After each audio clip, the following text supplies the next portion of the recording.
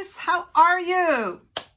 Okay, today I want to talk about this. I actually saw a video. I watch a lot of Margaret Manning.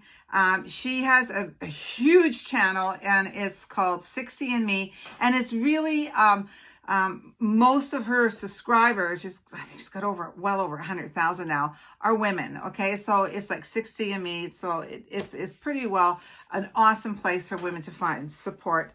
And but I happened to see a couple of months ago, it was just before my surgery.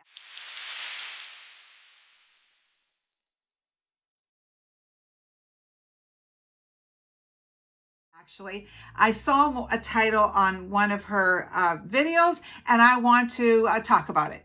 Okay, so before this, about 2 hours ago, this girl was looking like that. I'm going to get my nice short haircut. I'm at my girlfriend's place, and it's beautiful here.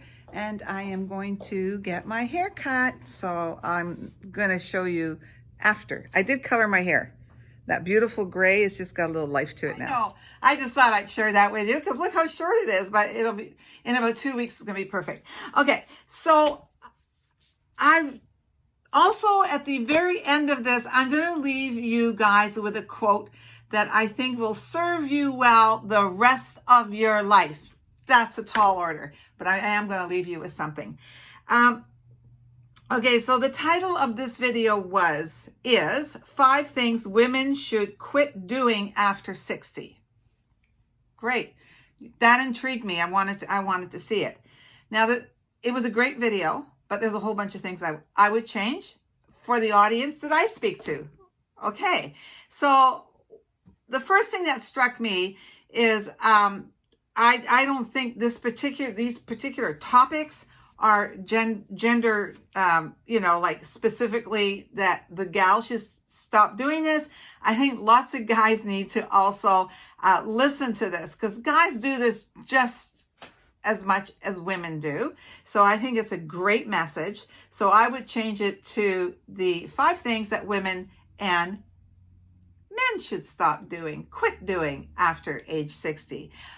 But today's world, do you remember that saying? Have any of you heard it? Like, is it just something that I heard a lot way back then? Because I'd be hearing this like in the 60s, in the 70s. If I'd have known then what I know now. I mean, how can that be? Well, you know what? I have news for you. We can make that happen now. You know why? Social media. You don't have to wait to arrive where I am to find out, that saying, have it kind of like speed it up and have that information before you arrive here. Learn it back where you guys are now, 20, 30, 40, 50. You know what? If you can make these changes that we're going to talk about, by the time you get to be where I am, piece of cake, you have it mastered, because we can share this information now. Okay, these are the 5 things they were talking about. And it said,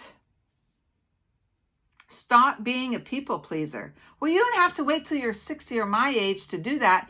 Do you know what? I did more damage to myself and my family, my husband at the time, and my children being a people pleaser. One of them was actually my mom, who, it's a very strained relationship. All I wanted her to do is love me and acknowledge me, and at the expense and the cost of my family, I would do outrageous things. But I see people do it for other reasons too, like, whether it be friends, or I just want you want to fit in. I want people to love me. I want people to like me. I almost think that's more of a problem when we're younger than we're in our 60s. But you know what? I would say get that down pat now, because the sooner you figure out that I don't have to be a people pleaser, the better your life is going to get ASAP, because life will get better for you, and it'll get better for the people around you, your immediate family, the friends that you really treasure and do love, that are truly friends to you as you are to them. Really, it's huge. You need to learn this. And the other thing, okay, so you got your workplace. It might be a little bit harder sometimes to be a people pleaser, but you know what? I've never been a people pleaser at any job I've ever been. I find out from my boss or my manager what their expectations are, and if I don't have anybody that's a micromanager around me, I know my job and I need to do what I need to do. That's what I'm getting paid for. That's it. So learn this real quick, okay? You are going to change your life if you stop being a people pleaser, and it's going to be huge for the people around you. Okay, so number 2 was stop living in the past. And that's true. And I'm not sure if we think about that as much when we're younger, but I think when we make big boo-boos, have you ever had it? It's like it replays in your brain. You're not even thinking about it, and there it is again. Do you know what? I did learn something that Margaret said, or actually it was Penelope. I think she's a blogger, whatever. Is handle the emotion, okay? If there's something in the past that keeps coming up or you keep reliving it, deal with the emotion of it. And then if you deal with the emotion of it, then it's something you can leave behind, okay? So learn that now. All these are really great things. It's really going to affect the people around you if we can stop doing that. Okay, now number 3 is stop putting yourself down. Why would I want to wait till I'm 60 years old to figure that out?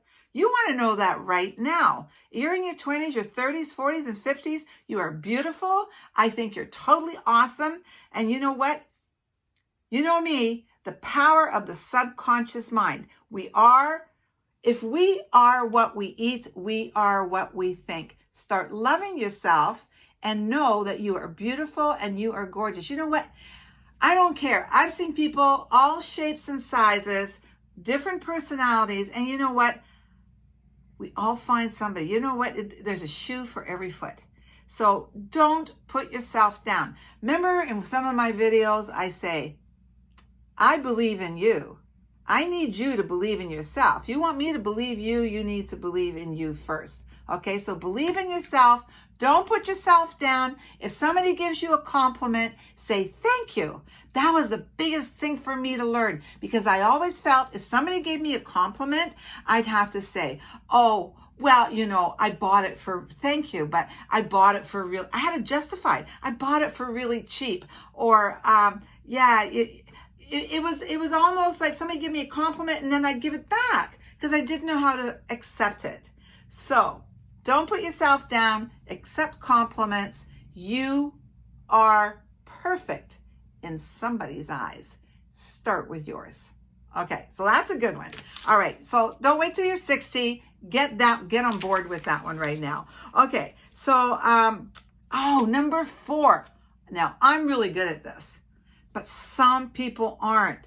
And I know, and I'm going to actually, I was going to say, if you're maybe in your 60s, 70s, this is maybe a little bit more applicable, but then I've got friends that are just like me. And that is stop fearing change. I love change. Change to me is growth. It's moving forward.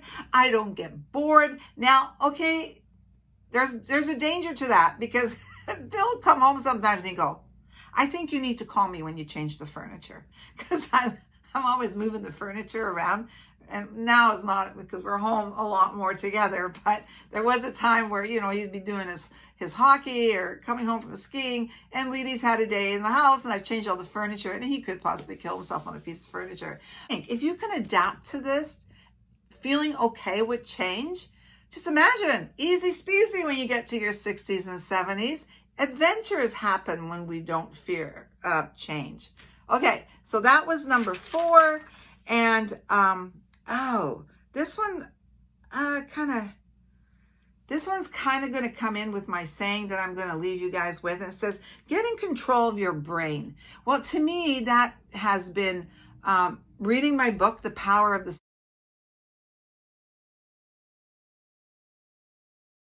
Subconscious Mind, teaching myself that, what I think is what my subconscious mind is going to, it doesn't analyze it, it takes it as truth. No matter what I think, my subconscious mind takes it as it is. So becoming very aware of my thought process, okay? That's what I'm thinking, like control the brain. Do some meditating. I meditate every night, and you guys know I've had my surgery, so I'm all about meditating about my health and well-being. Yeah, because that's kind of like, what I just need to get going and do right now. So don't overthink everything. Okay, I'm going to leave you with this quote. Now, before I go, thank you guys, my subscribers that keep coming back. I really appreciate your presence. I really appreciate your support. And man, I love those comments. Some of you leave awesome comments. I'm a little slow, but I do get there. So I thank you for that. And then, of course, a like. I'd really appreciate a like. And for those of you who just meet me for the first time, thank you. I'm glad you stayed and listened to my little message here. And of course, if you think you're going to enjoy this channel, I would really appreciate it if you subscribe. Just that little red thingy over there. Just click on that. The bell's going to come up, the top bell, and that means you're going to get a notification when I put out a video. And as I always say, that is not necessarily the way it goes, because YouTube has a whole calculation on how that's supposed to happen. And so sometimes you may just have to come looking for me. Okay, so the quote, I don't even know whose quote it is. I know Bill's dad used to say it. Bill got it from his dad, and then Bill gave it to me. Worry is a down payment on a debt you have not yet incurred. So don't worry. You don't own it yet. It hasn't happened. It's not a debt that anybody's asked you to pay. So don't worry. Thanks, guys. Love you. And remember, if you are what you eat, you are what you think. See you later. Bye.